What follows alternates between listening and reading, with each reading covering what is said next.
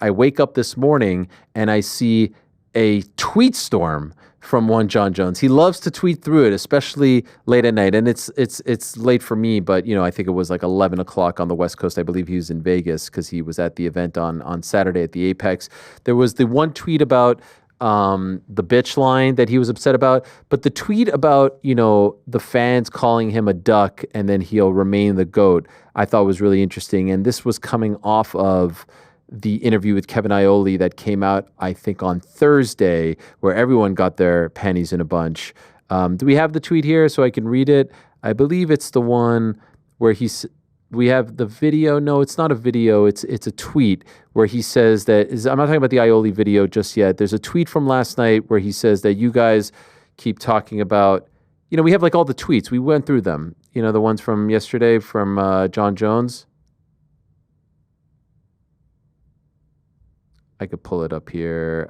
Here it is. I know it's hard for a lot of you guys to grasp, but based on his resume today, fighting and beating him, meaning Tom Aspinall, would change nothing about my legacy. I would literally be in the same position I am now, the GOAT.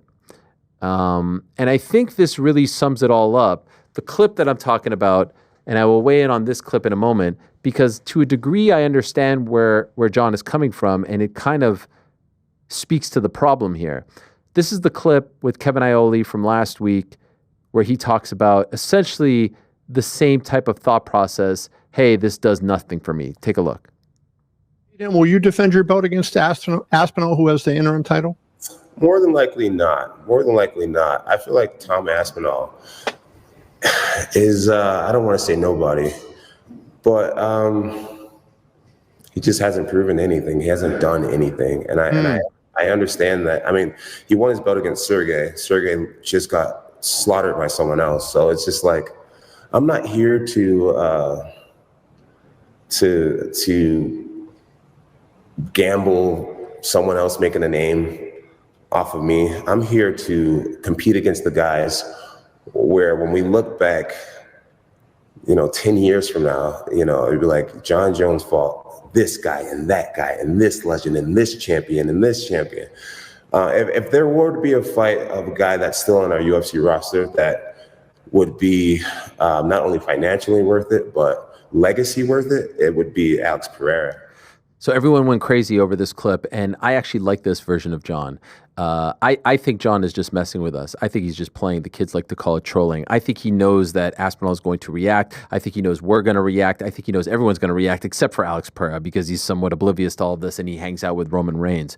I think Jon knows exactly what he's doing, and even the way he answers, like, I think not, that to me sort of implies that he's kind of messing with us. And he knows when he says things like, this guy's done nothing, he knows that people like me are going to sit here and tell you about the fact that Tom Aspinall has way more wins than Jon Jones at heavyweight and way more impressive wins than really anyone who's available to fight Jon Jones after this fight, of course, at heavyweight. And we'll eat it all up, and that will only make the fight bigger and more desired.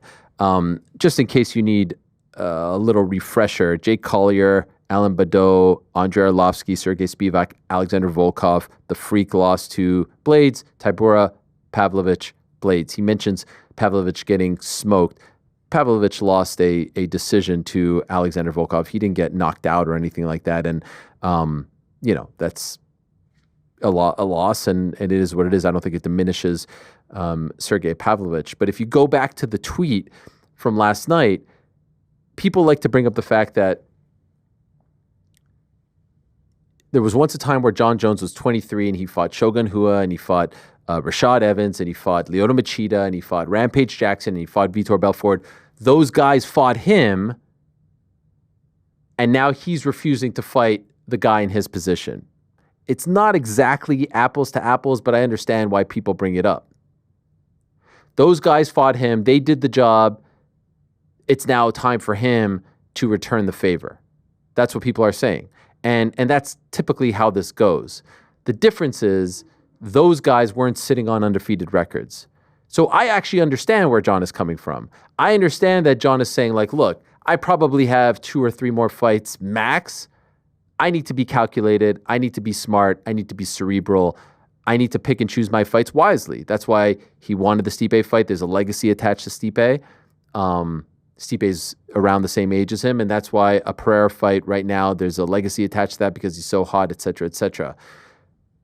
The part that Jon is missing is that by the time it's all said and done, by the time this is all finished, Aspinall could very well be the greatest of all time, with or without Jon Jones. By the time this whole thing is done, we will talk about Tom Aspinall, in my opinion, like we talk about Stipe, like we talk about Kane, like we talk about JDS, like we talk about Fedor. I think he is that good. And Jon doesn't see that, or doesn't want to acknowledge it, or wants to dismiss it, or wants to avoid him because he'll be long gone by the time that happens. But when the story of Tom Aspinall is written, it will be said, it will be noted that Jon Jones refused to fight him if in fact it comes to that. Now, I still maintain that it will not come to that. I still maintain that if Jon Jones wins on Saturday, he will fight Tom Aspinall summer, spring, fall, whatever of next year. I believe that.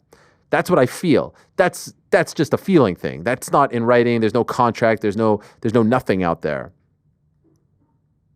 If he doesn't do that, I think that there is a very strong case that when the whole story is written, when Aspinall's career is done, which will be much longer and later than Jones, that this will be a mark. There will be a notation there that he did not fight this guy, not necessarily as he was coming up, because Tom is there. He just needs the opportunities, but he wasn't willing to fight him when he was the interim champion, because the interim champion is the ticket that gets you to the undisputed belt. And I think that's a problem. There's a conversation to be had about why Francis never happened. Jon was a light heavyweight. He hadn't made his debut. He wasn't the heavyweight champion. There's a way to get out of that conversation. There were politics. There was all kinds of stuff. There's no real way to get out of this conversation. If you choose as the heavyweight champion to not fight the interim champ and instead fight the light heavyweight champion, when I believe that fight may be sexy, big, I don't think it's the difference of 1 million pay-per-view buys. You can make the case that Alex Pereira is way more popular. He's headlined more shows. I'm not being naive here, but I don't think it's 1 million pay-per-view buys difference. If Aspinall's career goes the way in which we think it's all going to go, this will be noted. Now he could probably get away with it. Now he could probably get away with saying he's done nothing and who is he? He hasn't main evented pay-per-views and stuff like that. He could probably get away with it. But when the whole story is told, I do think that will be something that people talk about. And that's why I don't think Jon Jones is not going to fight him. I think the same way Floyd Mayweather knew that he could catch Canelo, I think Jon probably thinks that he can catch Aspinall and shove it up all our asses. And I think the UFC will want to make that happen. I'm taking Dana White's word for it. He has said it himself. Winner of this fight is fighting Tom. And so my advice to everyone out there is don't take the bait. Don't get riled up. This is good. This is fun. This is heel Jon. This is what we wanted. This is what we've always asked for. Enjoy it. Drink it up. Let him be this character. This makes it more fun rather than him being the soft and proper and polite guy. Let him rile us up. Let Tom sit there. Let us foam at the mouth for it. Let us come here on Monday of next week and be like, Tom's got to fight the winner. Stipe or Jon. Tom's got to fight the winner. And if either of them vacate it, in the moment, I don't think people are going to necessarily riot. I think the hardcore fans will riot. But by the time it's all said and done, it will be a black eye. I hope that makes sense. Does that make sense to you, Pizzi? I don't know if right now it is affecting his legacy, but I think when it's all said and done, it will be a little X on the legacy where it says, this dude was here, and there was really no one else. There is no one else at heavyweight, and there is no one in the pipeline at heavyweight. This is the one guy. He's lucky. There's literally one guy. You can't even talk about another guy. I mean, just look. He's wiped out the division apart from Gan. That's the only other guy that's really there. And when you say he, who are you talking about?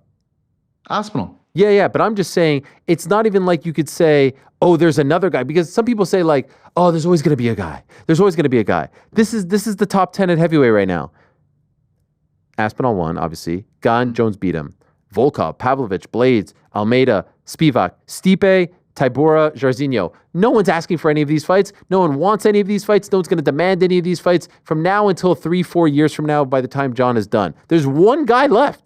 He could do it. He beats Stipe, he beats Gon, he beats Tom. So this idea that there's always going to be another guy, that guy doesn't exist. No one's coming through the pipeline right now. It's one dude. It won't be great. I do think it will not reflect well on the greatest MMA fighter with the greatest resume who fought a murderer's row, who fought a killer after killer after killer. That run from UFC 128 and a little bit before, Brandon Vera, Vladimir Matyushenko, Stephan Bonner, followed by Shogun Rua and Rashad Evans and Rampage Jackson and Lyoto Machida and Vitor Belfort and Alexander Gustafsson and Daniel freaking Cormier twice. There's no greater resume. And so I'll be clear, like right now you may get away with saying, oh, he doesn't have to do it, he's done enough. But I do think by the time Aspinall's career is over and he does what we expect him to do, this will be a knock on his legacy. Agree or disagree? Absolutely agree. And this is the funny part of this. Like, let's pretend, right? You have a very optimistic view of this situation, I think. Yeah. That this is all a great act by Jon Jones. But if it isn't, he has already made more people talk about this fight than he had before he started talking about it. You mentioned next Monday. People are all, this is a bad thing that he's kind of sparked this on the week of his fight. And now Tom is going to New York. And I really feel like this is going to be a circus all week between Jon and Tom talking back and forth. And, you know, Stipe, the guy he has to fight, this legend who you spoke to earlier, really not being part of the narrative this fight week. And that was UFC's biggest fear going into this. Like, they were adamant this fight had to happen. They rebooked the fight a year after it was meant to happen, despite a lot of the fan base saying this isn't the one we want.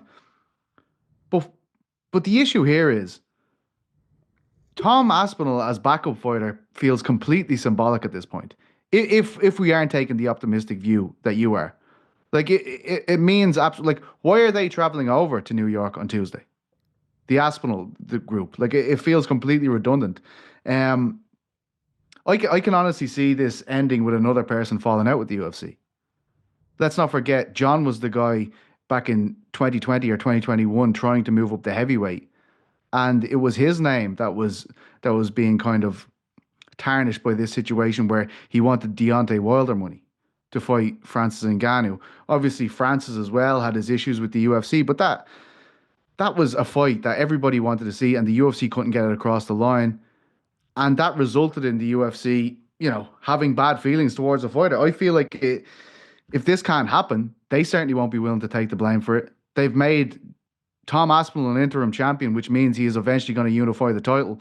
The only problem is neither of the guys who are fighting in this event on Saturday seem to be interested in a fight with Tom Aspinall, and that's a big problem for the UFC. Yeah, I mean, look, they'll move on, just like when they do the countdown show and they talk about the heavyweight division and they don't even mention Francis Ngannou, and just like when George St. Pierre won the middleweight title and then he vacated and Whitaker got it, and no one really brings that up, right? But I do think, like, look at Floyd.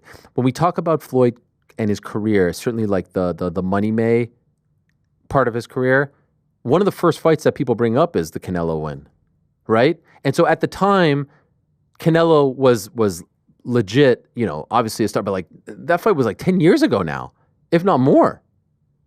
And so look how that fight has aged. Look how that fight has aged in his favor. The same will happen to Jon. What's the issue? We're not talking about the difference between a Conor McGregor fight and, you know, fighting a mid-level guy. Pereira and Aspinall, there's not that big of a gap in terms of pay-per-view, in my opinion. I don't think. Maybe I'm wrong. Can I you just disagree? interject for a second? Yeah. Is there a big gap, though, in terms of current resume? In terms of what Alex Pereira has accomplished versus what Tom Aspinall has accomplished? 100%. Because you are forecasting for Tom Aspinall, and you are saying, one day he will be this. I would make the argument, and feel free to disagree, Alex Pereira is that. Alex Pereira is that now, today. At light heavyweight and middleweight. Sure. Not at heavyweight. So Jon's whole thing is, let me move up to heavyweight and show that I'm the greatest of all time by being a 2-division champion. You don't necessarily get to claim that if you're beating a light heavyweight champion. As great as he is, he's not a heavyweight champion. That, no argument for me there. But if we are talking about Jon Jones's limited number of fights left, to me, there is logic to I would rather fight Alex Pereira. Not stylistic thing aside, right? He's going to be, he says in that interview with Kevin, he's like, I'm 235 and Alex Pereira's 240. Forget the style, forget the size. Resume-wise, Alex Pereira is proven. Alex Pereira is already near the end of that trajectory, and he has done the things that we are hopeful that Tom Aspinall can go and do. So as a fight, I would understand. The logic tracks for me. Now, granted, I think, one, you're right, Jon Jones is trolling. Like, no doubt in my mind. Okay, you don't believe him, right? We better hope he's trolling. So I said on Twitter that I love the heel work from Jon Jones, and I got killed because people are like, how could you root for this? First of all, I'm not rooting for anything. I don't give a shit. Like, I'm not rooting for anything. But he's when he compares Tom Aspinall to Johnny Walker, that's like troll masterclass stuff because that's going to get people riled up. But I also recognize that, like, Alex Pereira makes more sense for Jon Jones as a fight. Like, it just, people are going to say the interim title for Tom. I think interim titles don't mean anything. They're fugazi. They don't mean anything anyway. So I don't really put much stock into that part of it. Alex Pereira is a bigger fight. Period. Like, Alex Pereira is a bigger fight, and it makes sense for Jon Jones to want to fight Alex Pereira at this point. Now, How much bigger, though? How much bigger in terms of, like, gate, pay-per-view? Well, you're projecting legacy stuff, right? For his legacy. If Tom does not shake out to be what you are projecting, which fight will mean more to on paper when we look back? You could play the if. I'm saying I think he does end up being that guy. I'm not playing if with Alex Pereira. Alex Pereira is now. Alex Pereira has already done these things. Middleweight, light heavyweight. I also think in terms of selling the fight, you're He's talking a about valid the pay-per-view options and everything like that. I think Alex Pereira draws the more casual fans much more than Tom Aspinall does, and I think you can sell that fight so much easier. This guy who has gotten the title at middleweight, has gotten it light heavyweight, he's got all this success, he's this scary dude, he's one of the biggest stars in the UFC, and now he's going up to try and get a belt at heavyweight against Jon Jones. Like, it feels then like give up the belt. Then give up the belt. That's fine. I'm with that Give too. up the belt. Okay. Don't hold it hostage. Imagine if Shogun Rua would have said, "Nah, fuck that. I'm not fighting this guy. What has he done?" No, I actually do agree with you. I'm just saying, in terms of the size of the fight, I think Alex Pereira is much bigger. But Jon Jones, And he's a valid option. Tom Aspinall is the interim champ. Like, you need to fight him. This is what I would do if I was Tom. Pizzi's right. This is going to be a circus. It's going to be everywhere that Tom is and John is. It's going to be people just like waiting for whatever to happen. It's going to be like two like ex-lovers. And Which is a lot of fun. It's a lot of fun. And they've There's never gonna be a loved cam each other. here and a cam here. If I was Tom Aspinall, I would be trying to fight Alex Pereira. That's the fight. Jon Jones is broadcasting that the fight isn't big enough at this moment for him, or at least saying that publicly. The UFC was not. My read on it, and I've always had this stance, if the UFC pays Jon Jones commensurate with taking the risk to fight Tom Aspinall, he will fight Tom Aspinall. That has not happened yet. They have not discussed that yet. He has mentioned Alex Pereira as an option. If I am Tom Aspinall, I want to remove every single other option. Oh, you Stipe, you're going to fight him? Okay, now that's done. Gon's off the table. I'm going to beat Gon, and then I'm going to beat Alex Pereira, and then you're going to have nowhere to run. You're not going to have a single person that you could say other than me. And if you do, and if you say anybody else, or you're not retired, it would become even more of a joke. It would become laughable. So if I was Tom Aspinall, what I would be trying to do is eliminate the Alex Pereira thing and then leave no other options. Oh, you want to fight Alex? I'm going to fight Alex. Because I don't believe you, John. I don't believe you really want to fight Alex. I'm going to fight Alex. Take that fight off the table, and now you have to fight me. I actually love this from you, Rick. I think this is a great plan for Tom Aspinall. This is it. I really do. It's also Because who else is Tom Aspinall going to fight? If he's not going to fight Jon Jones, then who else would he be against? Why not get a massive fight where you're probably going to be a sizable favorite due to the size difference between you and you having fought your whole career at heavyweight, and you're getting a monster name, maybe the biggest babyface in all the UFC right now, in Alex Pereira. Like, who else are you going to fight? Volkov? If he wins, defend your interim belt again? Why not just fight Alex Pereira? it's always going to be, for whatever guy, Pereira is the only person they can both point at now and say, if it isn't this guy, it's got to be this guy. And I will say, though, the distinction that needs to be known here is, I think a lot of people see it as Tom chasing Jones. He's not. He's chasing the belt. And he's been saying that since day one. Jones is a massive name, no doubt about it, one of the greatest of all time, if not the greatest of all time. But the issue, the frustration from the Aspinall side is these guys, whether they should or they shouldn't, and this is the Aspinalls as in Andy Aspinall and Tom Aspinall, they still think this is a sport. They are still pursuing being the greatest in the sport. And that gets muddled by all this. It feels like it's two names that we're looking at here. It's the belt. That's the situation. Vacate the title if you're going to fight Pereira. If you're Jon Jones, Yeah, that's great. he has a dream. His dad has a dream. Don't hold it hostage. If you are truly serious about this, I'm reminded of what Vince McMahon once said about Bret Hart, my guy. 1997. 27 years ago, 2 days ago, if you get what I'm saying. November 9th, 1997, the Montreal Screwjob, Molson Center, I was there. On the Monday after, he was on Monday Night Raw, and he said, and I'm paraphrasing, but this line is exact, there's a time-honored tradition in our business. Now, he was referring to dropping the belt when you leave the promotion. Well, when it comes to the real fight sports, MMA, boxing, kickboxing, there's a time-honored tradition in our business to fight the number one contender. And if you want to take it a step further, to fight the interim champion.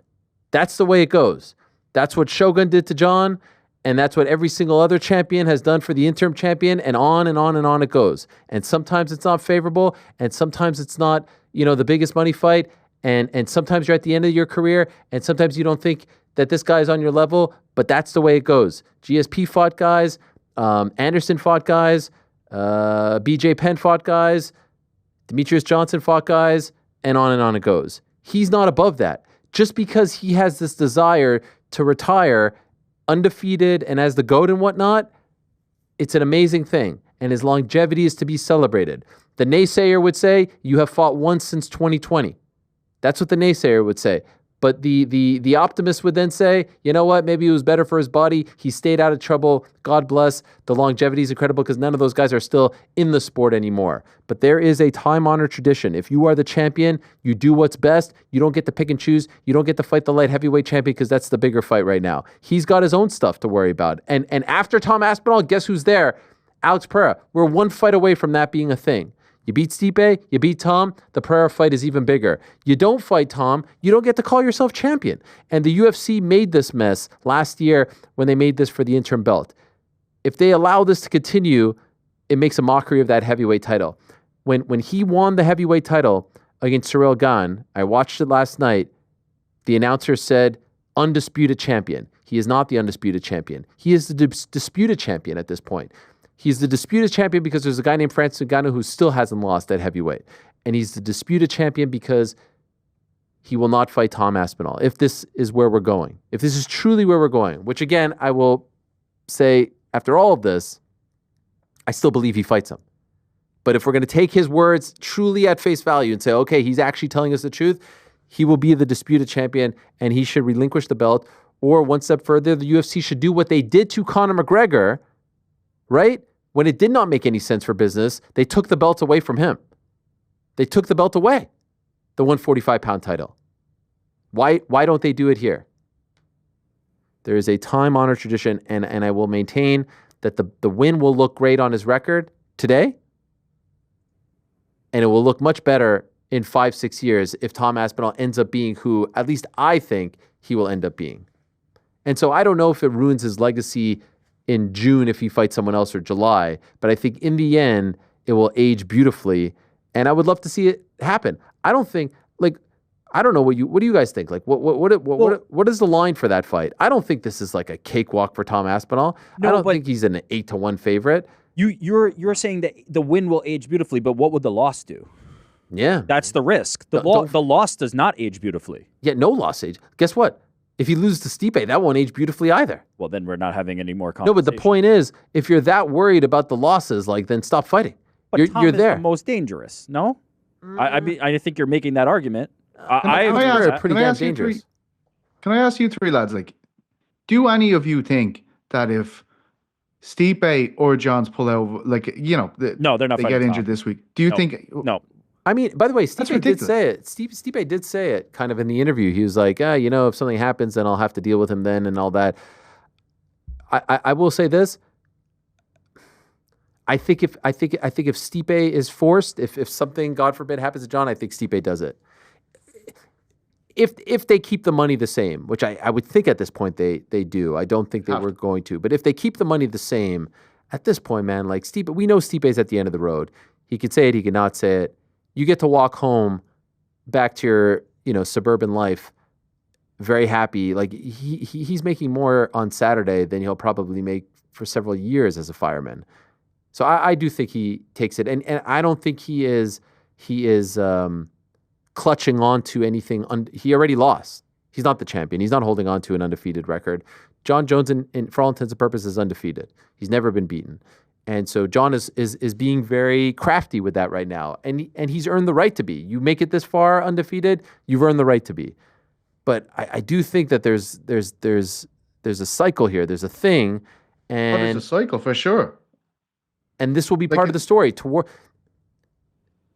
If you want to tell the true story of Jon Jones, meteoric rise, youngest world champion, beat every single person, did things to himself that should have precluded him from beating those legends, didn't take care of his body, partied, did all kinds of crazy things, which should have precluded him. He overcame that. He overcame all these self-imposed obstacles. His talent was so otherworldly that he was able to overcome these obstacles. Win.